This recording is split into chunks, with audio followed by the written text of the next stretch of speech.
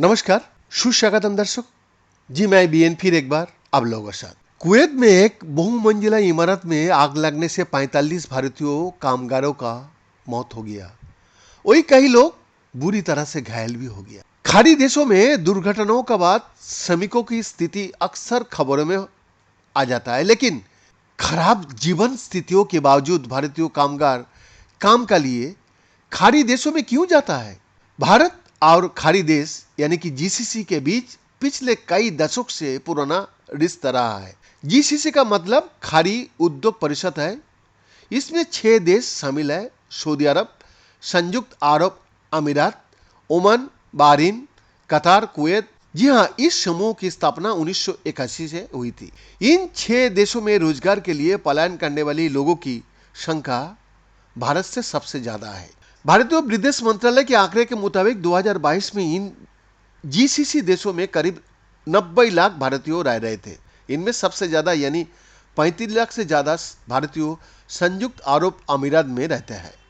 वही सऊदी अरब में करीब 25 लाख भारतीय रहता है, जबकि कुवैत में 9 लाख से ज्यादा, कतर में 8 लाख से ज्यादा, ओमान में 6.5 लाख से ज्यादा, जबकि बहरीन में 3 लाख से ज्यादा भारतीय रहता है। जी हाँ, भारत ही नहीं बल्कि दक्षिण एशियाई देशों की ढेर लोग जीसीसी समूहों के देश में रहता है। संयुक्त राष्ट्र की आंकड़े के मुताबिक इन 6 जीसीसी देशों में करीब 1,70,00,000 से ज्यादा दक्षिण एशियाई नागरिक रह रहा है। भारत के अलावा यहाँ पाकिस्तान, बांग्लादेश, श्रीलंका और नेपाल के नागरिक भी काम की तलाश में जाता है।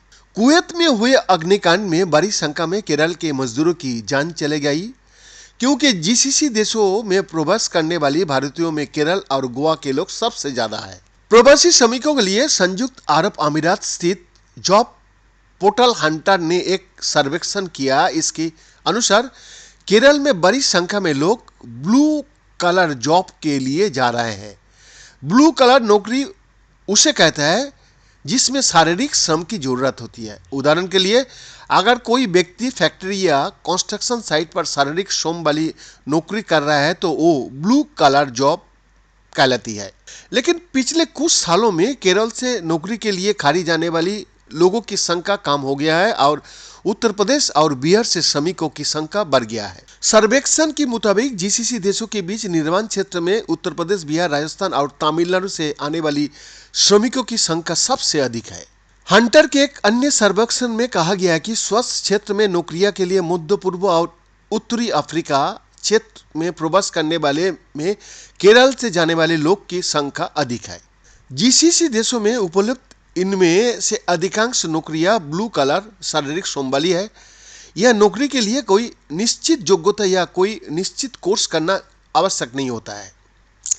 निर्माण, स्वास्थ्य, विनिर्माण, परिवहन, हॉस्पिटैलिटी और सेवा क्षेत्र में नौकरियां के लिए लोग खाड़ी देश का रुख करता है। जीसीसी देशों की नागरिकता प्राप्त करने के लिए लंबे समय तक यहाँ रहना होता है। ये अवधि 20 से 25 वर्ष है। जो लोग काम के लिए यहाँ जाते हैं वो विशिष्ट कार्य वीजा पर ही जाता है।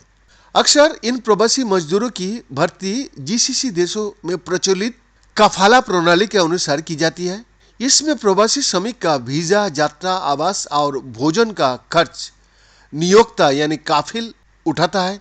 ये व्यक्ति अप्रवासी का प्रयोजक है, यानी कि प्रयोजक भी बोल सकता है। इन दोनों का बीच हुए समझौता के तहत ऐसा काम चलता है।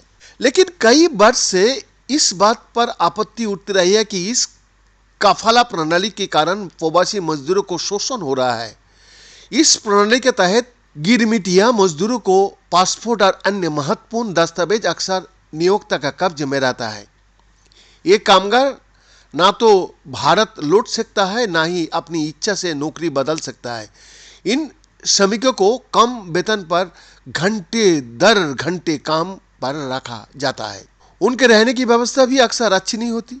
ये कफाला प्रणाली बहरीन, कुवैत, ओमान, कतार, सऊदी अरब और संयुक्त अरब अमीरात जैसे जीसीसी देशों में प्रचलित अभी भी है। इसके अलावा ये जॉर्डन और लेबनान में भी प्रचलित है। कतार ने 2020 की शुरुआत में कफाला प्रणाली को समाप्त करने की दावा किया था, जिससे श्रमिक यानी कि विदेशी श्रमिकों को नौकरी बदलने या इच्छा अनुसार देश छोड़ने की अनुमति मिल जाने की भरोसा दिया गया था। लेकिन कतार में आयोजित 2022 फीफा विश्व कप के दौरान स्टेडियम निर्माण श्रमिकों का शोषण और काम करने की शर्त को बारे में कई खबर प्रकाशित हुआ था। श्रमिकों को इस तरह के शोषण को रोकने के लिए भारत सरकार का विदेश मंत्रालय समय समय पर सूचना और दिशा निर्देश भी जारी करता है। इसका साथ ही अगर किसी देश में श्रमिकों का साथ धोखा होता है तो वहां के भारतीय दूतावास से मदद वो लोग मांग सकता है। बीएन का एक्सक्लूसिव रिपोर्ट।